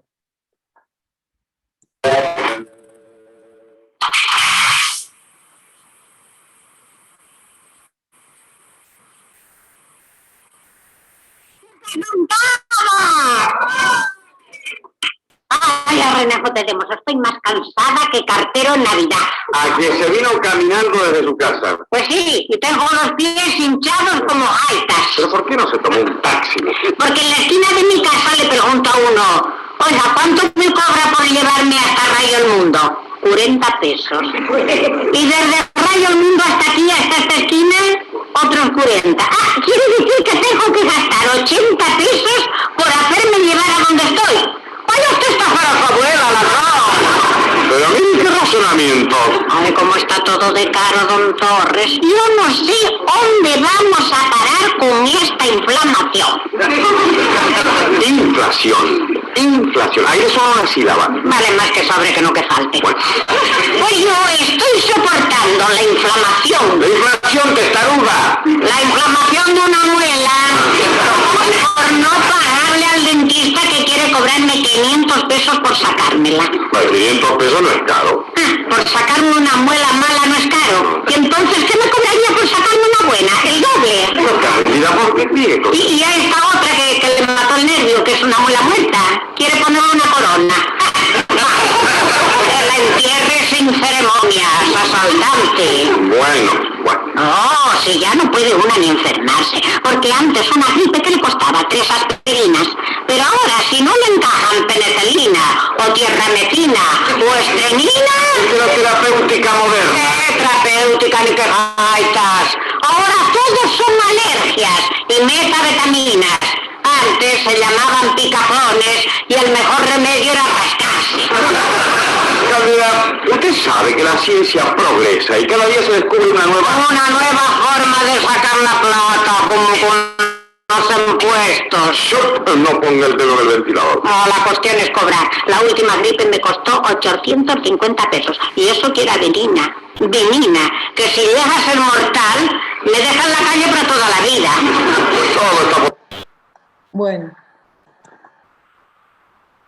Bueno, ahí vemos cómo trabaja el partener, que da pies nada más. Hay algo que ustedes después van a ver cuando consulten, o tal vez ya lo hicieron, el texto de Silvina Marcimián, y es que allí se juega, bueno, una asimetría sociocultural bastante grande, ¿no? Porque el partener siempre es el que tiene la regla de lo correcto, ¿no? Y que la corrige a Cándida porque habla mal, o sea, habla incorrectamente, ¿no? Y no es el caso del cocoliche de alguien que tiene que aprender un idioma diferente de la lengua materna, en este caso una española que habla el mismo castellano, solo que es bruta, es burra, ¿no? Hay una exhibición que después, cuando cerremos este tema, que seguramente el cierre o las conclusiones las vamos a dejar para arrancar la próxima,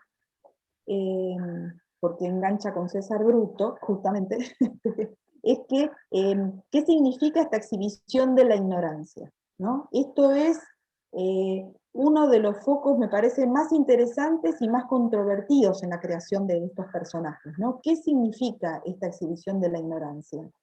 De todas maneras, ya para este fragmento que pasamos, recién habrán visto que en algún caso a Torri, que le gusta corregirla, la corrige mal, ¿no? Porque ella dice inflamación por inflación, ¿no? Hay un problema de selección léxica terrible, pero después ella habla de la inflamación.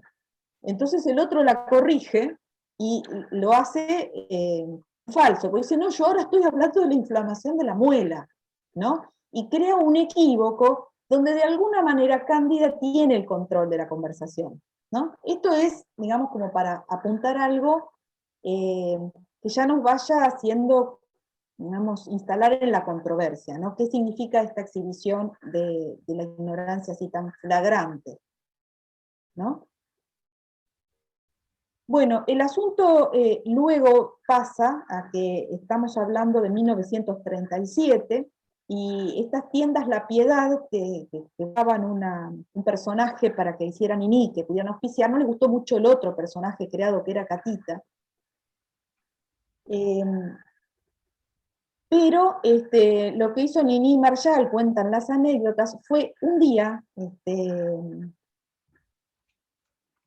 ir a la tienda La Piedad y hacer las mismas, tomar las mismas actitudes que tenían las chicas que perseguían a Juan Carlos Torri a la salida de la radio, que ese era otro momento, bueno, las fans, ¿no? Las chicas fanáticas del galán, lo esperaban a Torri, mostraban su desesperación, su locura, bueno, toda la torpeza de ese fanatismo, y Niní Marshall fue encarnando ese tipo de chica joven a la tienda La Piedad, hizo como una especie de performance, o sea, se presentó en la tienda y pasó por una chica de ese montón de fanáticas, ¿no? Es como, digamos, lograr la perfecta mimetización, ¿no? Que era uno de los objetivos de Niní Marshall. Bueno, allí se presentó en una situación de la vida cotidiana, no pisada como artística ni como dramática, pero el personaje en principio era para la radio. Después, muy inmediatamente fue al cine, ¿no? Catita pasó de la radio en el año 37 con un gran éxito al cine en el año 1938, un año después, en la película Mujeres que Trabajan, que dirigió Manuel Romero. Allí hay algo interesante en los créditos de la película, que se avisa que los diálogos fueron adaptados por Niní Marshall. Y eso no se va a ver siempre. O sea, ¿quién hace los diálogos? ¿Quién escribe el chiste, digamos? Es algo que en la industria audiovisual, tanto del cine como de la televisión, en este tipo de productos industriales, humorísticos, no se dice. O sea, no tiene el libro, pero Romero se hace cargo del argumento, dicen los créditos, el argumento, pero esto es importante, un reconocimiento que no siempre se va a producir. Hay algo que tiene que ver con Pablo de Santos, chistes viejos, ¿no? Tiene el diálogo de Cándida con eso que no consideramos novedosos, ¿no?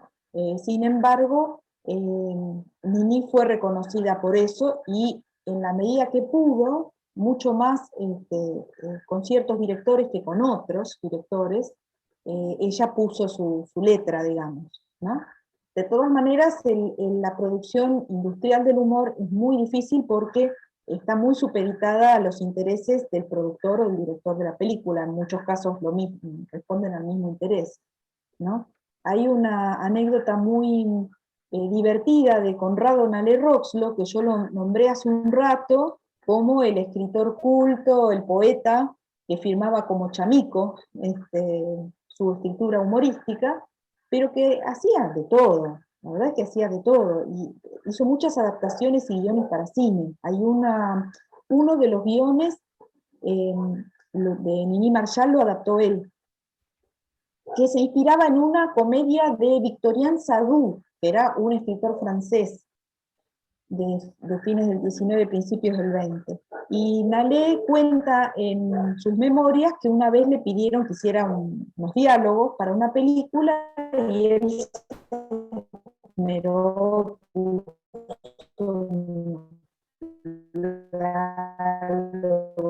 bueno, como él era un escritor que tenía otras herramientas, hizo unos chistes, un humor bárbaro, y no sirven si yo puse, y el tipo que representaba a la cinematográfica, y no me sale la empresa, le dijo, ¿cómo vamos a poner chistes que no sabemos si van a hacer reír a la gente? Es un criterio, ¿cómo vamos a ver? Entonces, un chiste malo, repetido, que ya se sabe que hizo reír, es el que hay que poner. ¿Cómo hacer chistes originales que no sabemos cómo funcionan? Casi lo matan a Nalé, porque no pueden poner eso, ¿no?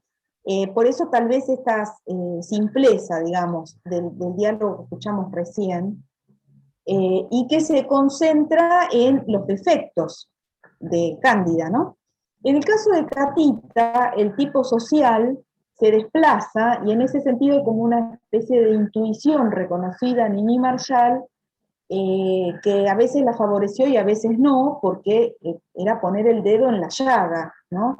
Si la inmigrante española era ya altamente codificada por todo el arte popular argentino, ahora con Catita, lo que toma como tipo social, para la burla caricaturesca, es la chica que es nieta de inmigrantes, o sea, que viene de ese origen popular, nieta de inmigrantes que es del barrio y que va al centro. O sea, que quiere ir al centro y tiene aspiraciones de pertenecer, ¿no? Pero tiene todo en contra porque es evidente que no pertenece, ¿no? Y esa manera de mostrar esa cosa guaranga o cursi es lo que le dio éxito fundamentalmente al crear también la imagen cinematográfica. Yo para no tener tanto despliegue, elegí para tener continuidad también con lo que estamos viendo en la materia, el personaje de Nini, que a veces era Catita y a veces aparecía como Nini en las películas, cantando un tango. Así que vamos a poner eso para que cualquier comentario que quiera hacer Oscar también será bienvenido, pero me parece que la figura está más ligada a lo musical, la figura que elige Catita. Pero bueno, fíjense cuando pasemos este fragmento, ya está seleccionado por el sitio del Inca, o sea, ya está seleccionado, extractado, porque las películas completas de Nini se pueden ver en YouTube, no hay problema, pero hay algunos extractos. Fíjense, nosotros acabamos de ver la incorrección expresiva, verbal, de Cándida. Catita también es sumamente incorrecta, es una cuestión socio-lectal, o sea, no pueden hablar mejor porque no tienen una formación que les haya avalado eso, entonces queda en evidencia la falta de formación. Pero fíjense el timbre de voz, y fíjense en el vestuario, o sea, fíjense en toda la caracterización y en la gestualidad también, bueno, todo lo que podamos observar son 2 minutos 28, así que...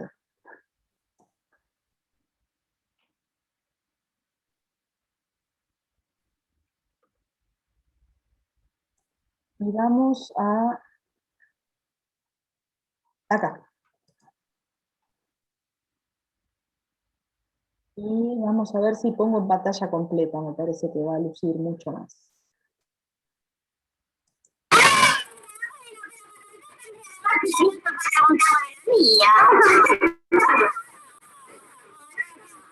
si me vamos a acompañar. Toca de madre este hombre. ¡Oiga! ¡Valienco! ¿Qué tango podría cantar vos? ¿Usted? Vamos, no haga chistes. ¿No qué le pasa? ¿Por qué no puedo decir que no sé cantar? Si usted tocaría como yo canto, se podría dar bastante coge.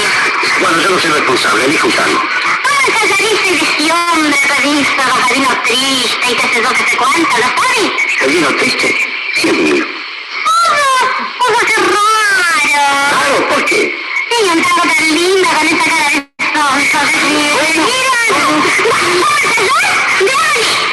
no, así no, Darienzo. La sabe que solo intentar la mano abajo. Ay, no sé si me va a salir bien, porque con esta orquesta es una murga previamente. Venga.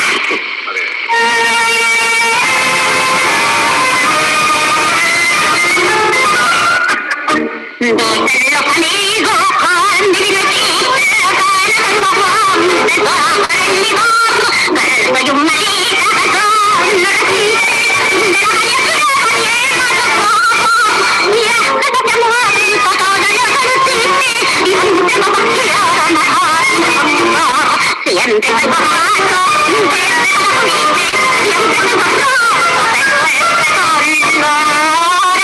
dolor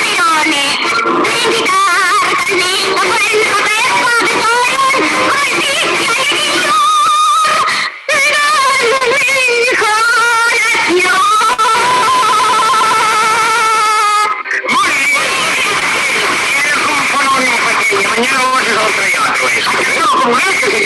Ay, eso que te daría el me dicen batacón con ese ritmo que le pone a todo.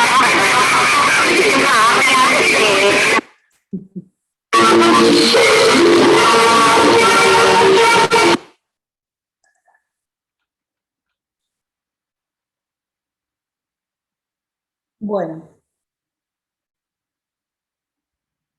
voy a dejar de compartir, porque ya empiezan películas completas. Bueno, ¿qué notaron en Joana? Lo que quieras comentar por chat lo leeremos. Pero bueno, habrán visto que la situación social es una situación donde Catita se muestra como en inferioridad, ¿no? Aún así, la actitud del personaje nunca es de inferioridad, ¿no? Fíjense cómo lo gasta a D'Arienzo, y cómo además hay un juego en su gestualidad, y su vestimenta tan extravagante, sí, ahora vamos a comentar eso. El hecho de que exista un famoso que hace de sí mismo, ¿no? Como D'Arienzo, y que ella, que es una pelandruna, que es, no sé, una chica que realmente no tiene ningún tipo de pulimiento social, puede decirle que tiene cara de sonso, bueno, en fin, y además ignora que está cantando un tango que es de, bueno, en fin, una serie de cosas que termina, fíjense, saliendo del rol de ridiculizada, es ella la que ridiculiza al personaje famoso, ¿no? Después los demás le dicen que cantó como un ángel, y bueno, y realmente es insoportable, porque tiene una voz muy chillona, discordante, bueno, en fin. Y además lo de la vestimenta, que aquí pone, lo de la extravagancia me parece que está bueno, ¿no? Su gestualidad particular y su vestimenta tan extravagante. Voy a cerrar el chat. Me fui de la pantalla, ahí está. Bueno, la vestimenta también es diferente de la de las otras mujeres, o sea, en todo desentona Catita, ¿no? Y eso la hace llamativamente cómica, pero la hace inadecuada, ¿no? Fundamentalmente es inadecuada, ¿no? Aún así, ella cree que canta bien y que los demás, especialmente el director de la orquesta, le estropeó su actuación, por ejemplo, ¿no? hay algo muy particular con Catita y es su empecinamiento. Esto lo destacan todos los críticos, es un rasgo del personaje. Y especialmente porque los personajes cómicos tienden a ser definidos mucho más puramente como cómicos, siguen ese principio que decía Henri Bergson, ridícula, ¿no? Esto es interesante porque nos permite reírnos con mucha más libertad de ella y permite además suspender lo afectivo, no le tenemos lástima a Catita, ¿no? Es una risa del ridículo, ¿no? La vestimenta también, fíjense que trabaja con el principio de la hipérbole y de la exageración. Esto lo señala Marcimián también. Aunque el fragmento alude más al trabajo lingüístico, hay algo en la construcción del personaje. Ese vestido extravagante rompe con la línea de la sobriedad. Si ustedes se fijan, todos los demás vestidos de las mujeres son lisos y sobrios, ¿no? Catita tiene un florón en la cabeza y el resto del vestido tiene unos floripondios gigantes, ¿no? O sea, está señalando un falso sentido de la elegancia, ¿no? Bueno, expuesta para generar ese contraste sociocultural, ¿no? Bueno, para terminar, porque nos queda muy poquito, después vamos a ver qué pasa con lo lingüístico, pero como vamos a trabajar con un autor que está muy ligado a esta construcción de la deficiencia lingüística, la próxima me reservo, y ya estamos terminando la clase de hoy, sí comentar que justamente después, cuando llegue el año 43, hay algo muy interesante, y es que hay una ley de radiodifusión de la época en que preside el país Pablo Ramírez, que prohíbe a Mini Marshall para la actuación en la radio, por la deformación del lenguaje. Es un criterio purista que tiene que ver con el desarrollo de unas leyes de radiodifusión que también van a perseguir, para esto lo había consultado a Oscar, el lunfardo en el tango, y hay una serie de, digamos, de medidas de pureza y control lingüístico en los medios de comunicación, ¿no? Mini Marshall va a sufrir esa restricción. En el cine no sufre esa restricción, pero cuando suba el peronismo no va a aflojar el espíritu de esas leyes de radiodifusión, y después se va a terminar yendo a México, se va al exilio, ¿no? O sea que, siendo un éxito absoluto en la radio en el año 1943, prohibida, y después va a tener otra etapa en su carrera cuando se vaya al peronismo en el año 55. Con la Revolución Libertadora hay muchos artistas que han tenido persecución por parte del peronismo o no, pero que han quedado opacados o han sido neutrales, y eso también les costó, que vuelven al ruedo. Y allí es cuando Mini Marshall, en lugar de trabajar con Catita, que es el modelo de la chica de barrio Guaranga que va a ascender socialmente, que es lo que estaba pasando con el peronismo a grandes rasgos en los 40, va a elegir en este caso a una mujer de la clase alta, ¿no? Que es la Mónica Bedoya, que está nombrada en la entrevista de Satiricón, ¿sí? O sea, hay una especie de interés por meterse con tipos sociales que son los tipos que pueden estar expuestos a la crítica y al escarnio en la época por ser quienes están teniendo algún lugar protagónico en la sociedad, o que están mezclándose con la dinámica de cambio, de ascenso social, ¿no? Eso es muy rescatable de Mini Marshall. Así que bueno, la próxima vamos a referirnos algo más acerca del trabajo con los estereotipos, con el humor en el lenguaje, y vamos a pasar a César Bruto. Así que lo que les voy a pedir es que traten de avanzar con los textos del programa que se relacionan con César Bruto, y vamos a trabajar también con Landru. O sea, mi intención es ver si podemos trabajar con alguna vuelta de hoja sobre esto de por qué exhibir al ignorante, qué significa exhibir al ignorante en los medios de comunicación como fuente de humor, y vamos a trabajar con César Bruto, con Landru, y no sé si llegamos a Podetti, pero por lo menos con César Bruto y Landru, porque así nos queda la última clase para trabajar con la novela de Nora Maciotti, a la que le tenemos que dedicar un buen rato, y además que nos va a integrar muy bien toda la cursada, me parece. Así que bueno, traten de avanzar. Lo de César Bruto no es tanto, lo de Landru tampoco, son textos que he recortado a propósito, es muy poquito, así que van a poder, creo yo, trabajarlos en una lectura para saber de qué se trata, ¿no? Porque son bastante particulares. Y así vamos a poder trabajar como esta misma etapa de Nini Marshall en otros autores, o sea, la trabajamos casi en paralelo.